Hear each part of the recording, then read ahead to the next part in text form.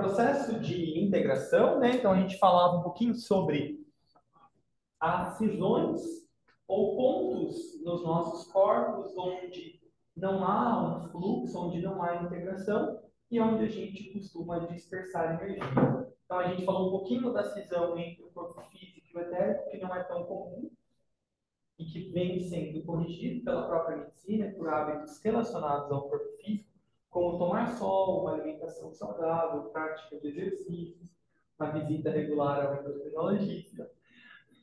E agora a gente vai falar um pouquinho de outros tipos de cisões. Aí a gente vai falar, não sei se vai dar tempo hoje, mas sobre a cura das cisões. E depois o próximo tópico aí já é como os raios se encaixam nisso. Que aí é o nosso foco principal, a gente fazer a nossa hipótese de como essas qualidades estão presentes nos nossos corpos e que medida elas se apresentam, para que a gente possa manejar com mais consciência essas energias. Então, a gente falou de algumas cisões entre o ser humano e o ambiente onde ele vive, evidenciando uma inabilidade ainda de combinar as formas internas com as estruturas externas. Eu penso que, em alguma medida, todos nós temos essa cisão, né? Porque a gente frequenta ambientes diferentes e, à medida em que a gente vai se percebendo nesses ambientes, em alguns a gente tem autonomia e a gente consegue se adaptar e até imprimir uma certa qualidade. Agora, tem ambientes que a gente frequenta que não necessariamente a gente tem autonomia para mudá-los. Então, a gente vai tendo um processo aí de adaptação e, à medida em que as nossas cisões emocionais estão mais presentes, isso vai ficando mais evidente. À medida em que a gente vai curando as nossas próprias cisões internas, a tendência é que isso se apresente como flexibilidade, como fugiu outra palavra, mas essa capacidade que a gente tem de se integrar mesmo aos ambientes.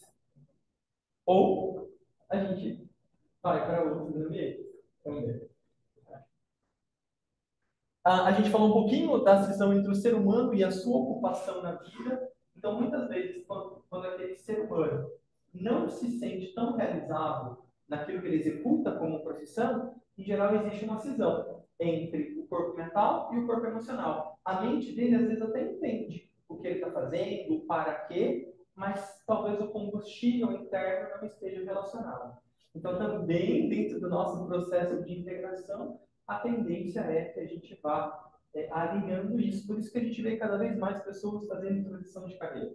Né? Muitas vezes tinham um objetivo, tinham uma meta de vida, um planejamento, a partir de ganho material, a partir daquilo que ele entendia como daria o seu sustento e segurança, e aí muitas vezes ele vai percebendo ao longo do tempo que, de repente, não era aquilo o que ele mais ansiava internamente. Então, eu acho muito bonito esse movimento e requer muita coragem. Né? Às vezes a gente já está estabelecido em determinado local e a gente fazer essa readequação é também um movimento de que essas cisões estão se encontrando aí, virando integração. Aquilo que a gente vive ainda enquanto experiência material, né? A cisão entre o ser humano e a sua própria alma, que o inspira até que lentamente vai se tornando dominante. E isso, então, essa é a nossa cisão mais profunda e aquela que nos acompanha até o momento em que tivermos, tal qual o filho pródigo, retornado à casa do nosso pai. Mas à medida em que essa cisão vai se evidenciando, significa também que a gente está se aproximando.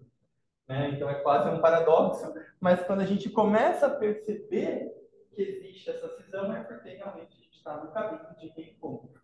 E aí, então, aqueles aspectos que estão por ser integrados, eles se tornam um pouco mais evidentes. Né? Se o indivíduo está numa fase de inconsciência, ele passa batido por aquilo. Então, está tudo bem onde ele está, mas à medida que ele vai percebendo que a própria alma vai trazendo essa, como ao longo da história os escritores chamavam de divina insatisfação, isso é o que nos mobiliza para esse nosso reencontro, para o preenchimento dessa cisão. E é aquilo que a gente faz, né, como os indianos ensinam há milênios, que é a própria construção do nosso Antakarana. À medida em que o nosso Antakarana, esse fio de consciência que a gente faz na nossa meditação, à medida que ele vai se se encorpando e que ele vai diminuindo, então, essa distância, a gente vai construindo conscientemente esse caminho de volta. A gente vai se integrando, integrando a nossa personalidade com a nossa alma. Esse é o nosso processo consciente através da meditação, por exemplo. Então, a gente vai receber dicas. Em que sentido você fala? Ah, eu sei que assim, deve ser até muito difícil talvez de percepção, né? Mas é assim, a alma vai. Eu não vou te dizer assim, vão acontecendo coisas na sua vida que você deve prestar atenção para você ir retomando os caminhos. Com certeza.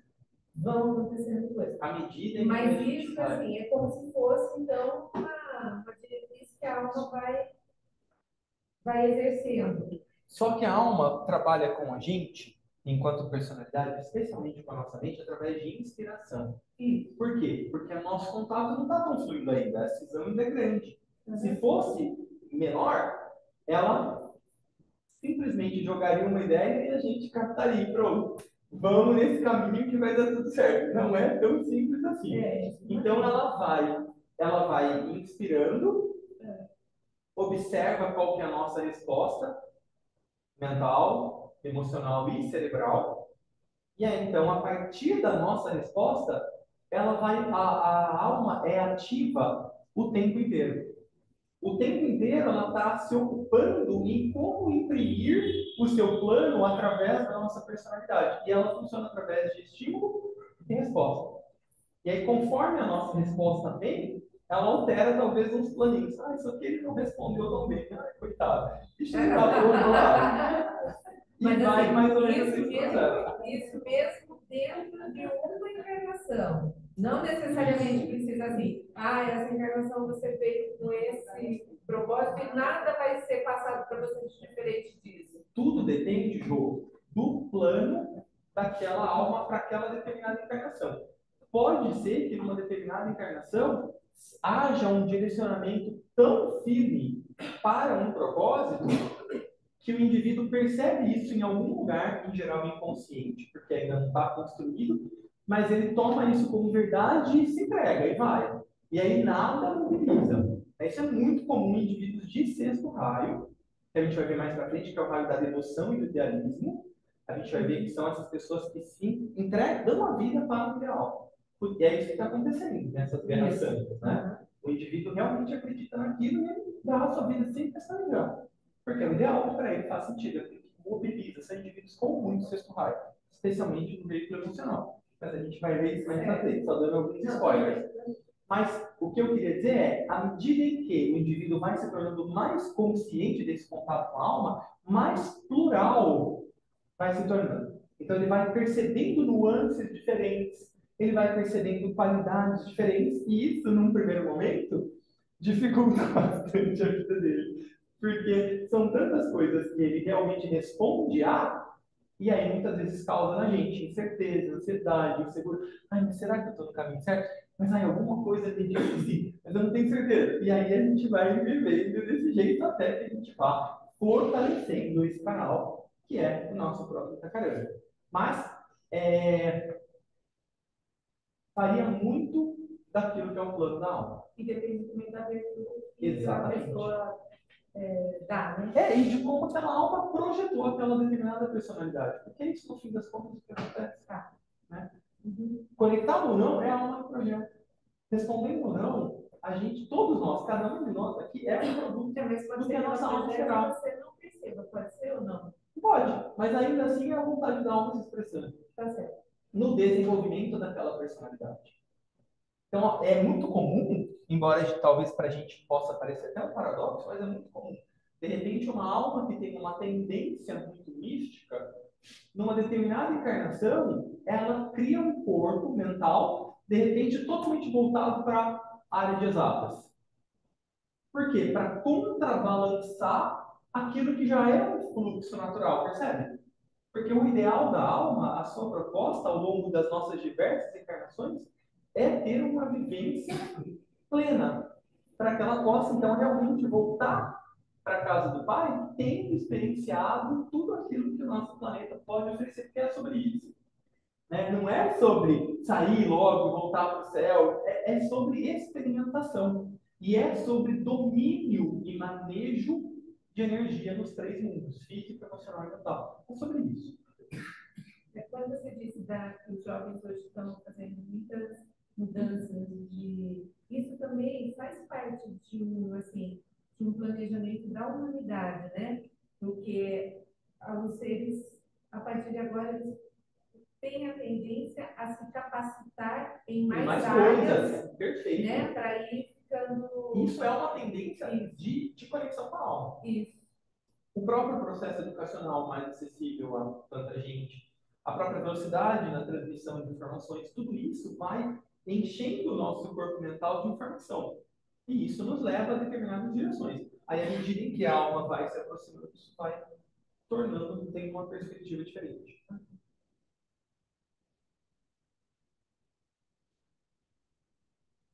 Então, olha só, né? À medida em que a gente vai se conscientizando, né, dessas cisões, o que acontece no ser? Ele vai percebendo que os seus desejos são dominantes, ele fica ciente do seu potencial, do seu poder interno e também da sua incapacidade de satisfazê-lo muitas vezes. E aí tem um reconhecimento de que, de repente, quem já não passou por isso? Eu quero tanto uma coisa, eu vou lá, faço. Eu não sei se eu queria tanto. Isso mostra toda a nossa falta de integração. Então, muitas vezes a gente quer para provar para a gente mesmo, para provar para alguém, ou simplesmente para saciar um determinado desejo. Decisão emocional. Aí a gente mobiliza a nossa força e aí a gente vai e alcança aquilo e fala, qual que era a motivação real disso mesmo? Né? E aí, o que acontece?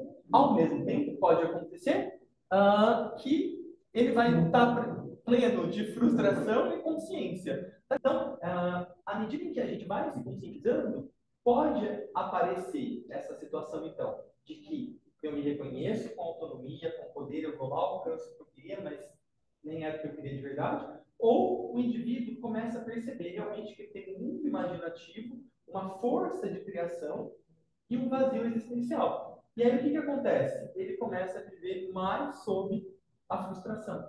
E aí ele pensa naquilo que ele pode vir a ser, mas ele ainda não consegue construir um caminho para vir a ser. Então essa é uma cisão muito dolorosa e que muita gente ainda vivencia. E dentro do mundo espiritual isso é muito real. Mundo espiritual aqui que eu falo, né? Não mundo espiritual lá, né?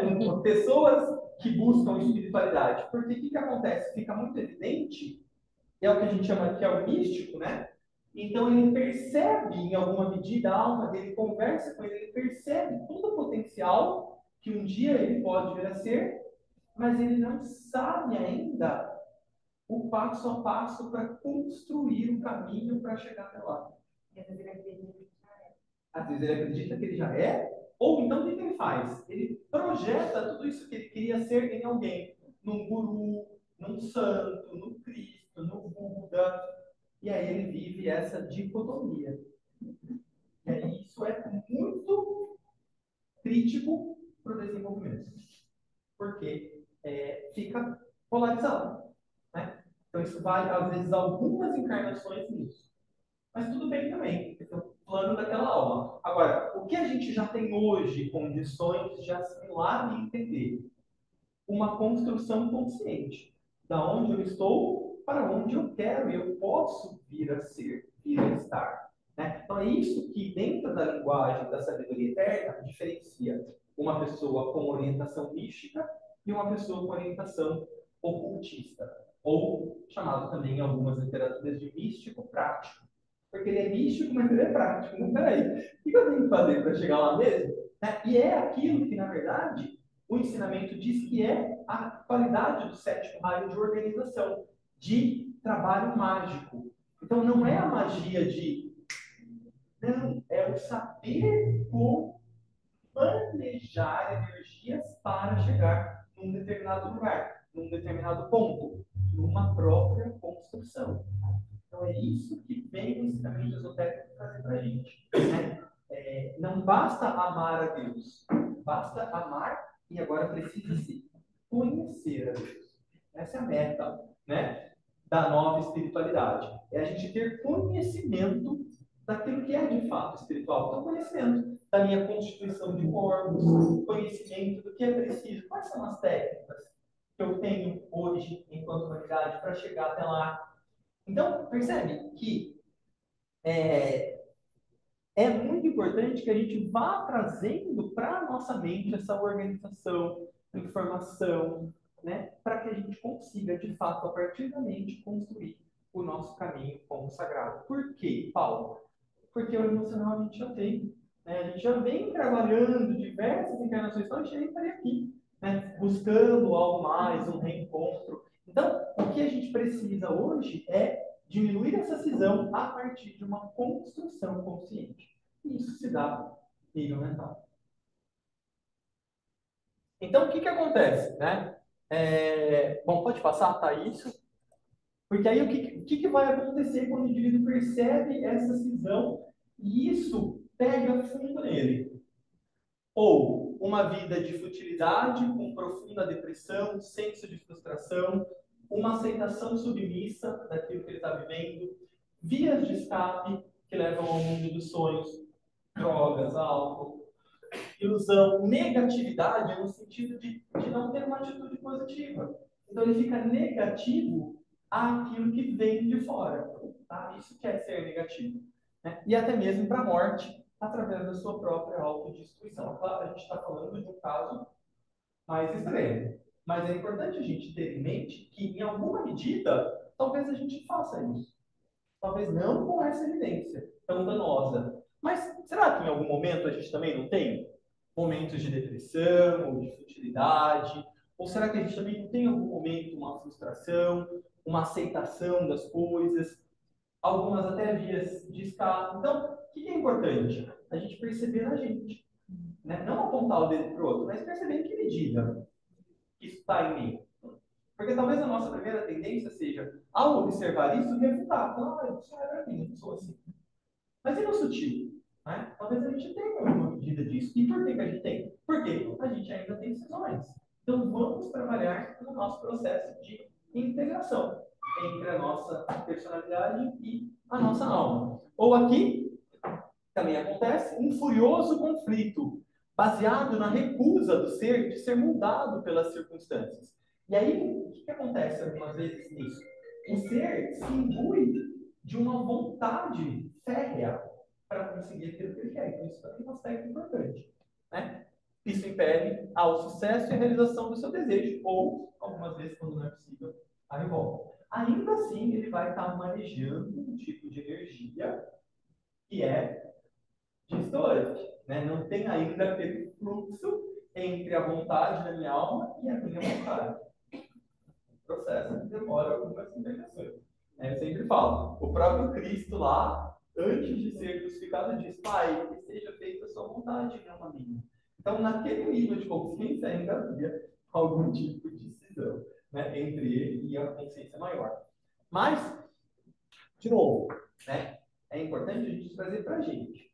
Então, é importante a gente sim se apropriar dessa nossa força interna, da gente se apropriar dessa vontade para moldar as circunstâncias ao nosso redor, mas ainda assim é importante a gente buscar um equilíbrio entre essa vontade interna e a nossa vontade mais profunda. Tudo isso são ferramentas das cisões. Né? Aqui, então, o que a gente deve aprender a distinguir entre a submissão ao que é inevitável e ao ímpeto dos nossos próprios desejos? Então, isso é uma habilidade da mente. Tem coisas que a gente vai ter que se submeter mesmo àquilo que é inevitável. Né? E tem coisas que eu vou perceber. Que se eu não quero me submeter, é pelo ímpeto dos meus desejos. Então, aí também não devo alimentar. Percebe? É mais sutil, mas é uma discriminação que a gente precisa, com um olhar sempre muito claro, muito franco, muito corajoso, a gente perceber. O que está me mobilizando? É uma plena satisfação do meu desejo? Não. realmente é algo que eu estou percebendo mais interno. Eu percebo que é algo que é verdadeiro em mim. Então eu vou me mobilizo, percebe? Agora não, estou percebendo que é simplesmente um capricho. Então segura a onda. Não preciso satisfazer esse capricho agora. Onde que eu posso colocar minha energia com melhor aproveitamento? Isso é uma autoanálise mais aprofundada. O reconhecimento, então, isso é super importante para a gente quebrar essas cisões. O reconhecimento da nossa capacidade e potencialidade. E aí, de novo, né? Sem aquele olhar que a gente tem de que a gente achava que humildade era a gente achar que a gente não tem recurso, eu não sei fazer nada. Claro que sabe. Né? Então, humildade não é isso. Humildade, pelo contrário, é a gente saber onde a gente está, onde que eu posso atuar, onde é o meu lugar. Então, eu vou atuar. Ninguém vai me impedir. Nem eu mesmo. Né? Mas se eu não vou querer atuar de novo, eu vou fazer lá a constelação igual a minha. Eu vou ficar aqui no meu lugar, aqui na terça-feira com vocês, que eu faço melhor.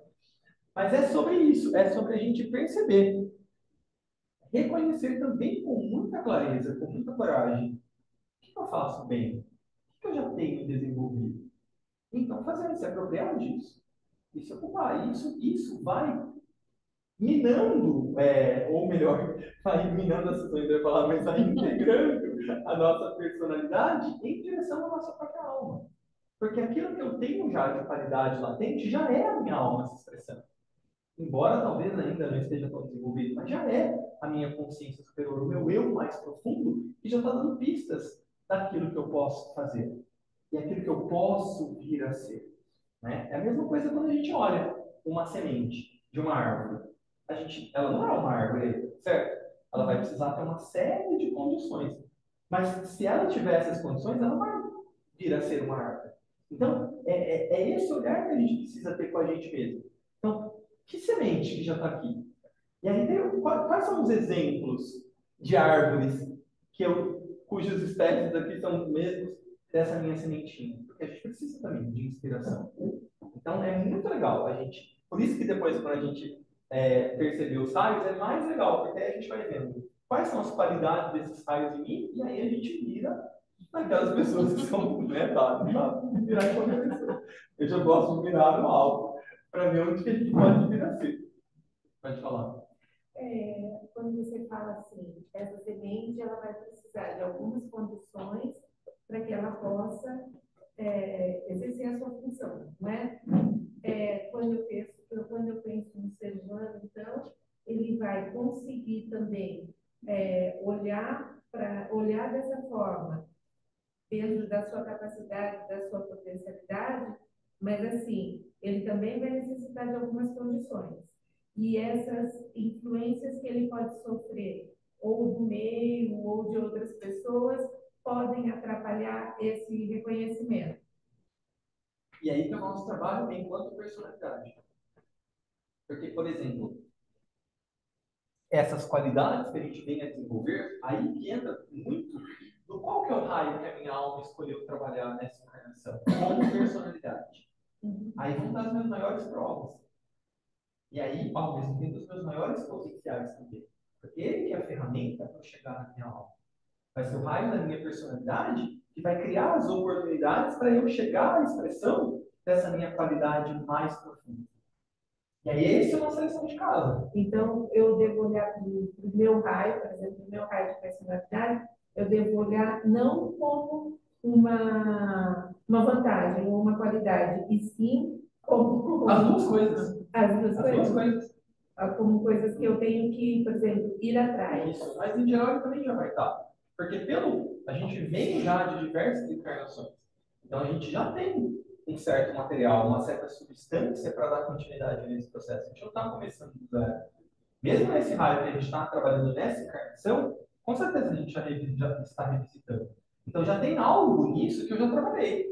Eu já tenho uma certa familiaridade, facilidade. Então, necessariamente, você não vem a cada encarnação com um tipo de raio. Foi isso aqui um dos raios dos mestres da fraternidade branca? Dos raios como qualidades. Isso. Então, o que acontece? Muitos conflitos seriam resolvidos, olha que dica importante para a gente, né? Por meio de uma avaliação, compreensão e do correto uso dos recursos reconhecidos. O que é isso? Autoconhecimento. Então, eu perceber como que é esse meu material, como que é essa minha mente. Por isso que a gente fez o exercício.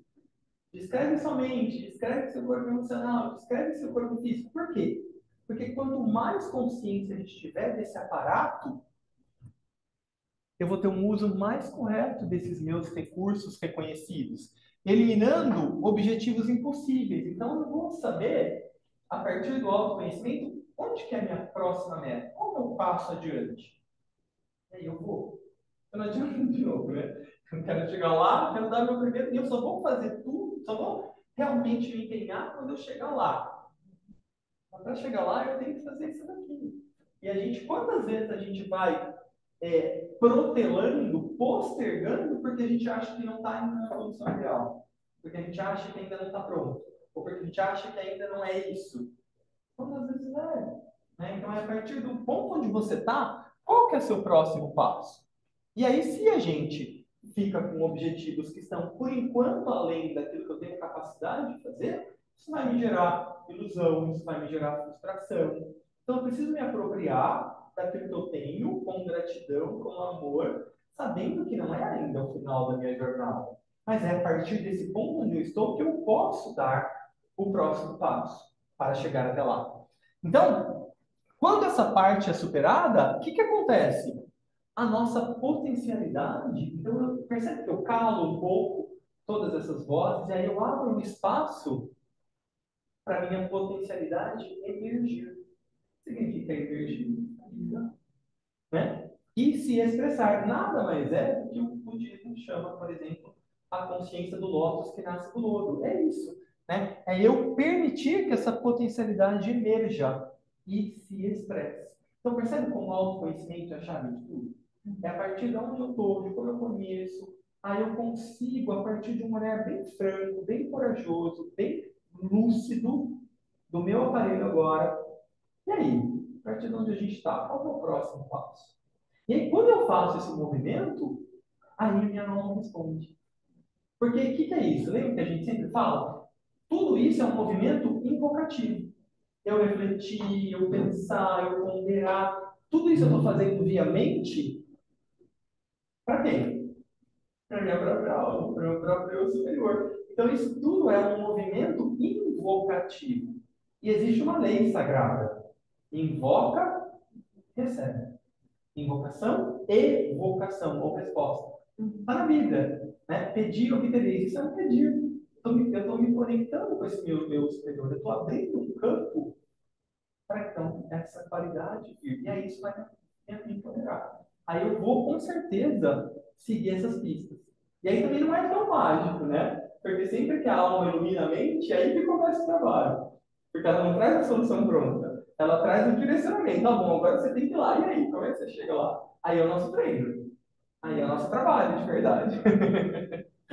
De novo, né? Vamos sair dessa magia que senão funciona. E aí, o que que acontece?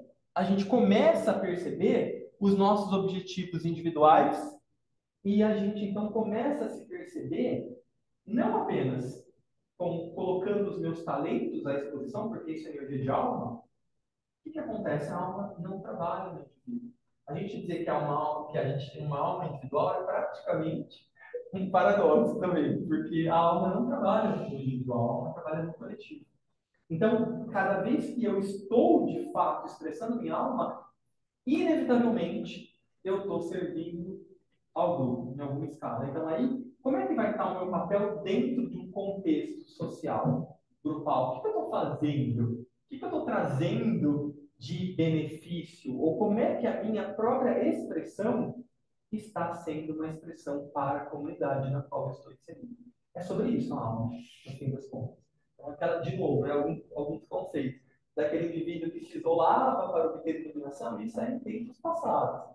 Não é a meta da hierarquia hoje. A meta da hierarquia hoje é iluminar as mentes daqueles que estão disponíveis e receptivos para serem veículos de expressão das nossas próprias qualidades. Por quê? Porque a nossa alma também é parte da hierarquia. A gente talvez não seja ainda, mas a nossa alma é. Então, cada vez que eu me conecto com a minha alma, tem a bênção da hierarquia, tá? De acordo com o plano da hierarquia. Então, se a minha alma é uma alma de segundo raio, à medida que eu vou dando espaço para ela, o ashram do mestre Kuthumi está ali em festa, porque ele está inspirando essa alma para fazer uma partinha que ela tem dentro de uma grande obra relacionada à educação planetária, por exemplo. Por isso, de novo, né? O autoconhecimento é a chave de tudo. Mas a gente já fez, né? Foi, pode passar. Aqui, então, tá tendo a gente falar rapidinho sobre ele. Entrando num outro tema agora, que é a resolução dessas cisões. Então, a gente já percebeu que a gente tem várias cisões, que o negócio não está tão bom quanto a gente pensava, mas tá. E agora, o que a gente pode fazer para integrar? Quais são as ferramentas que a gente tem hoje em nós para promover um alinhamento mais aprofundado, mais verdadeiro, mais forte com a minha própria alma? Uma mente treinada, corretamente utilizada, como um fator analítico e integrador, em vez de um fator crítico, discriminante e separativo. Então, a minha mente ela pode ser o meu algoz ou o meu herói.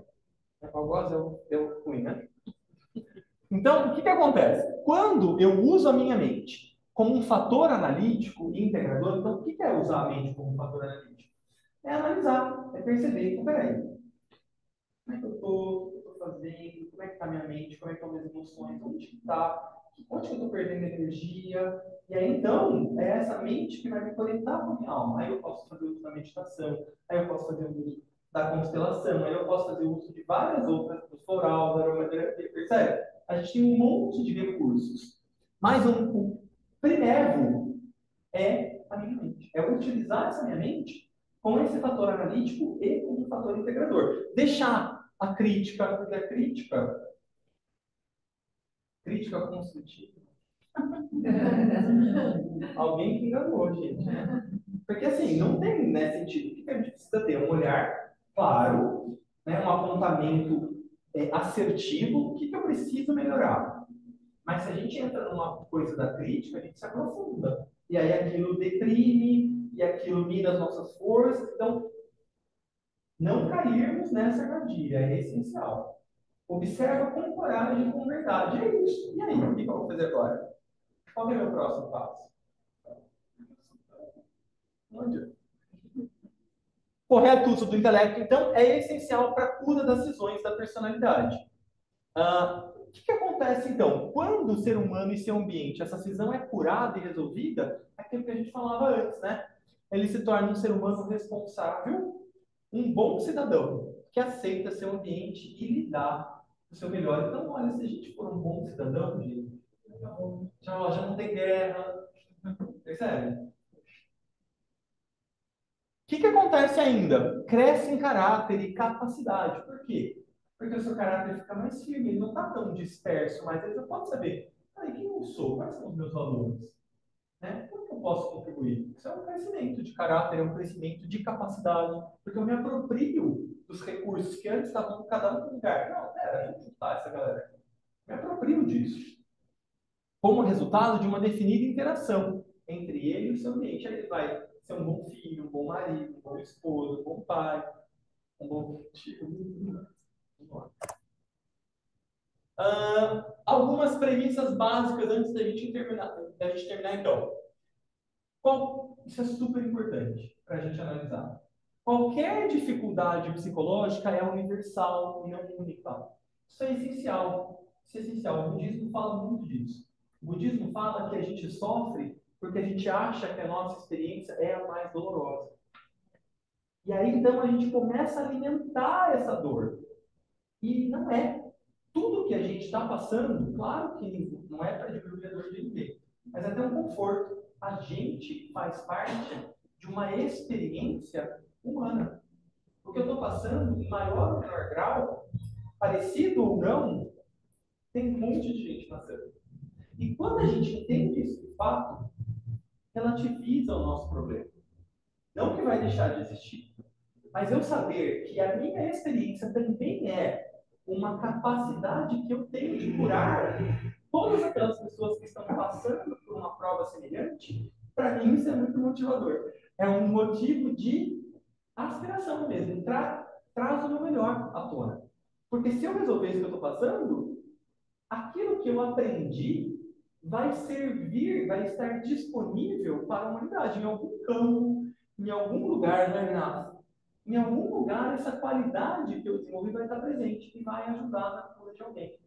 Então, isso também pode ser algo que a gente pode se apropriar e se amparar para fazer. Mas é muito importante a gente pensar isso. Olha só que interessante, o senso de singularidade reforça a ilusão da separatividade e da solidão, aumenta a nossa dor, torna aquilo mais difícil do que de fato é.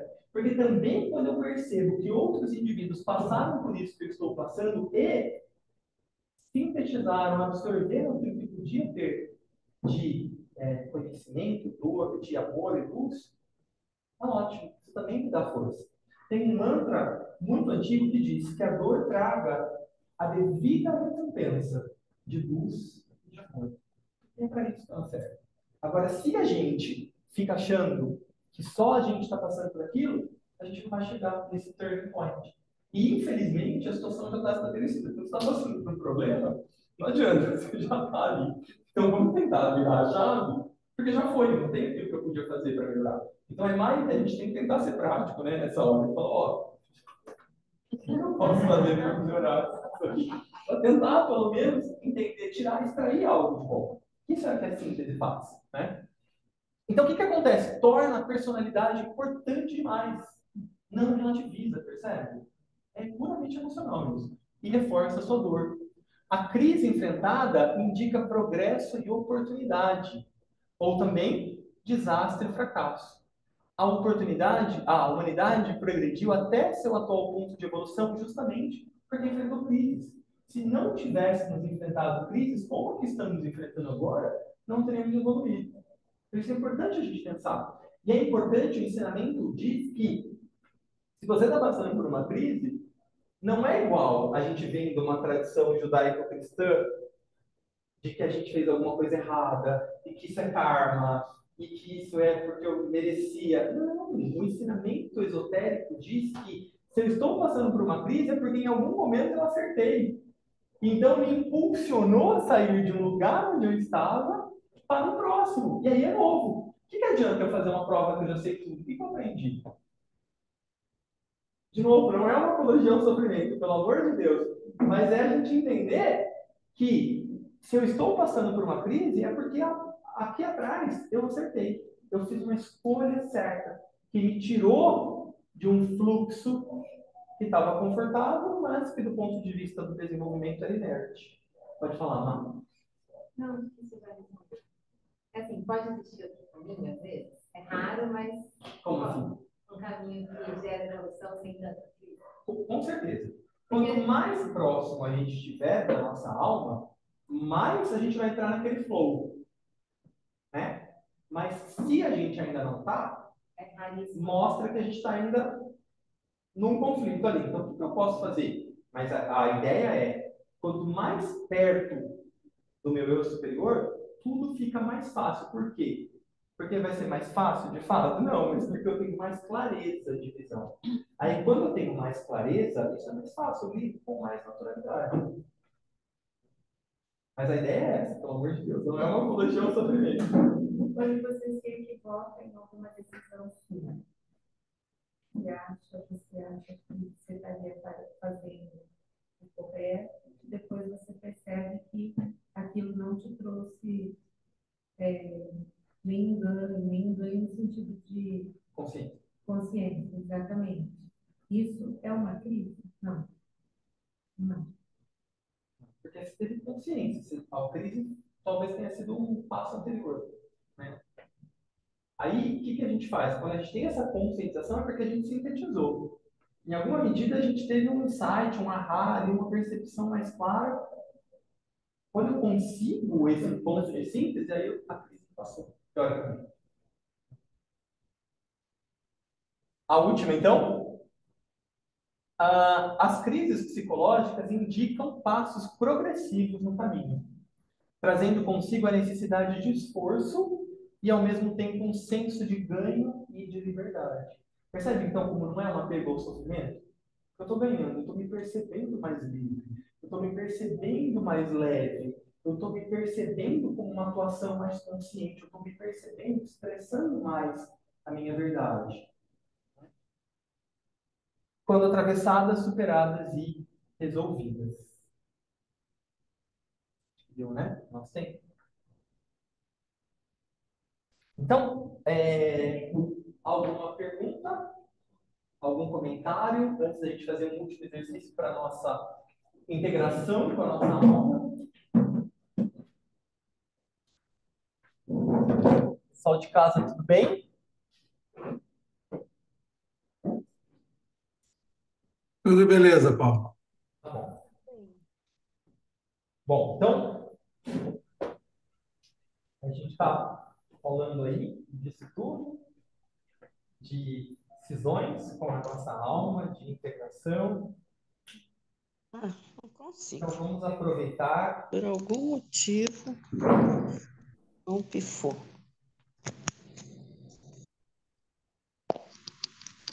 O pessoal de casa fechar, por favor, o microfone, quem estiver aberto, quem estiver fazendo a nossa meditação agora.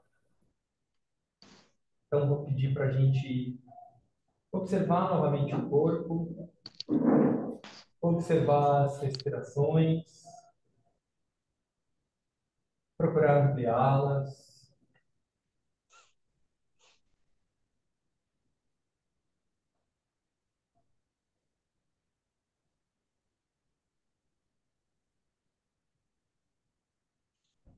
Levar a atenção ao centro ágina, aquele ponto entre as sobrancelhas.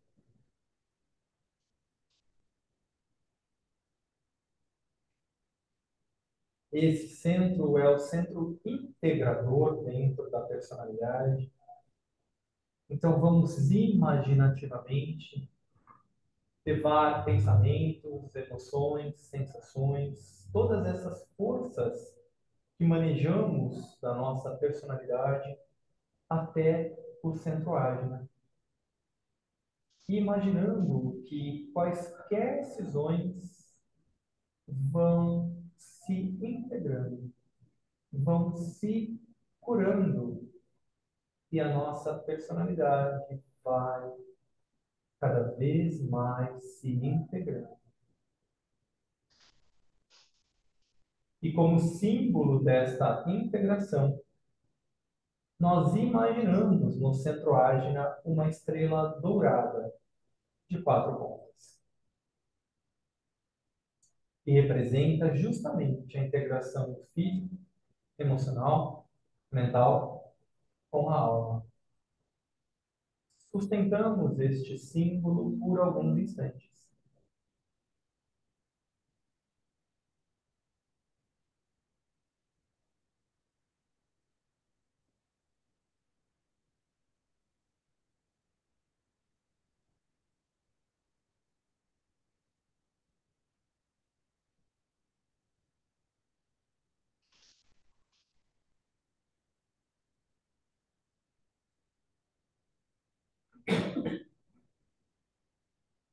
E leve, então, a sua atenção ao topo da cabeça. E a partir deste ponto, fortaleça, reforce a construção do seu Antakarana, aquele caminho de luz dourada, de modo que a sua mente vá cada vez mais se aproximando da sua alma.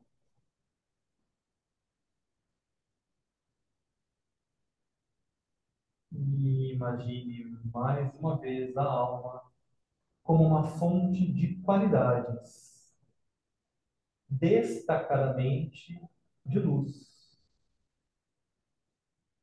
de amor e de vontade. Desta forma, imagine a luz da sua alma buscando se exteriorizar em sua mente, iluminando-a. apresentando novas perspectivas e possibilidades.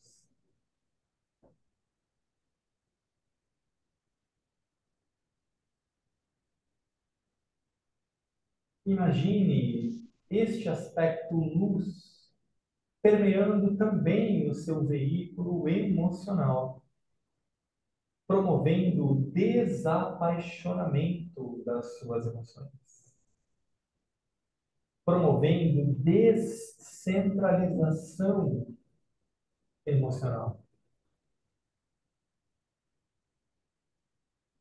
promovendo desapego, desidentificação.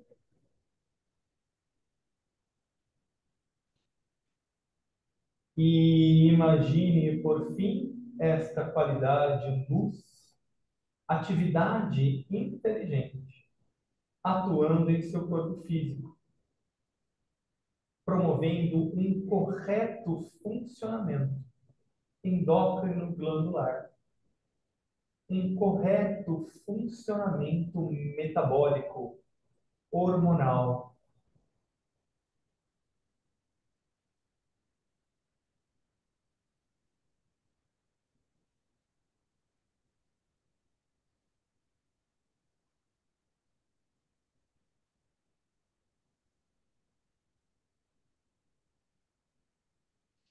Se conecte agora com a qualidade de amor, sabedoria da alma.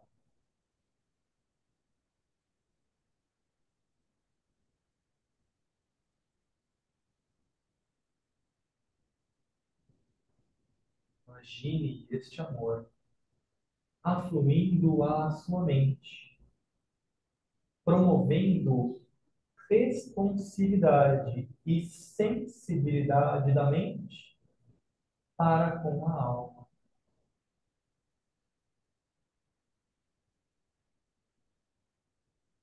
ativando os canais verdadeiros da intuição.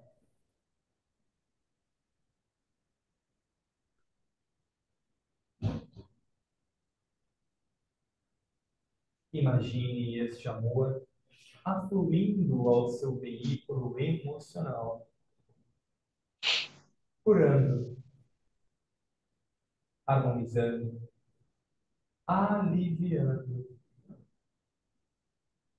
preenchendo possíveis vazios emocionais, integrando seu veículo emocional,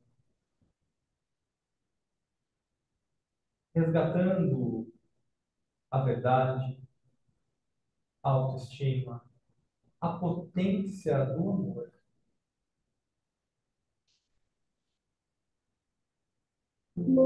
E imagine este amor afluindo e permeando seu veículo físico, promovendo beleza, harmonia, jovialidade, capacidade magnética e atrativa,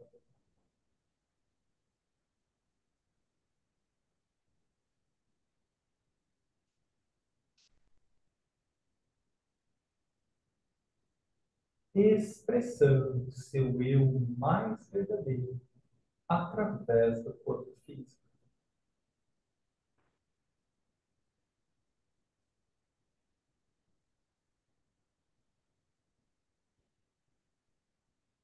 E se conecte agora com a qualidade de vontade. E imagine a vontade a partir da alma se expressando, se exteriorizando em sua mente, promovendo um senso de propósito, uma vontade em direção à expressão do plano para essa presente encarnação.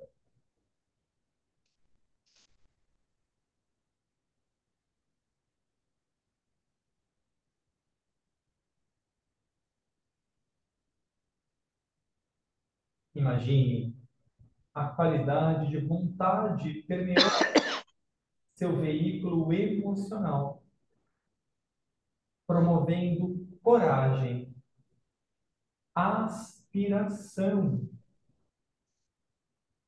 à sua própria alma.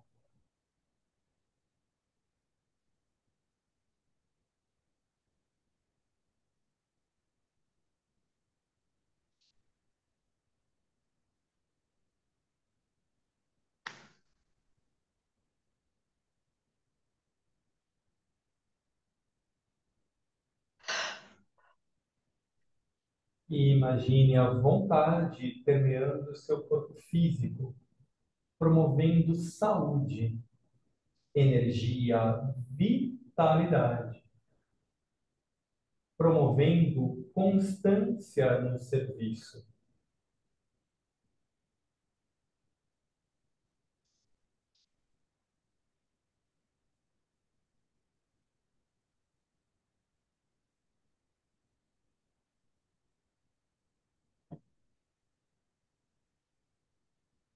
E por alguns instantes, vá desenvolvendo aquele olhar do observador e observe em seus veículos mental, emocional e físico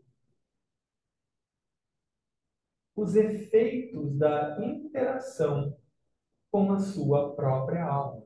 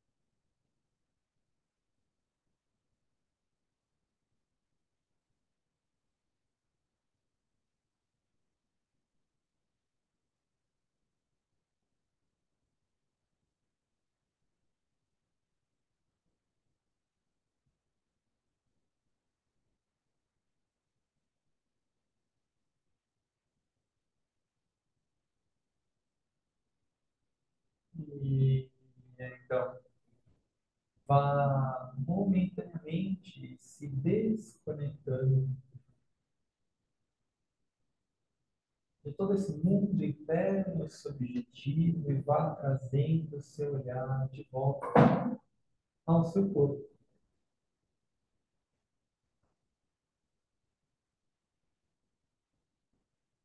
Tudo bem?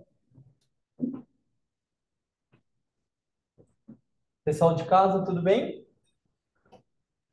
Tudo, Tudo em ordem. Tudo bem. Tudo em ordem, obrigada. Um pouquinho mais integrados. Obrigada. Com certeza. Bom trabalho, pessoal. Obrigado, Paulo. Para vocês também. Obrigada. Obrigada, Paulinho.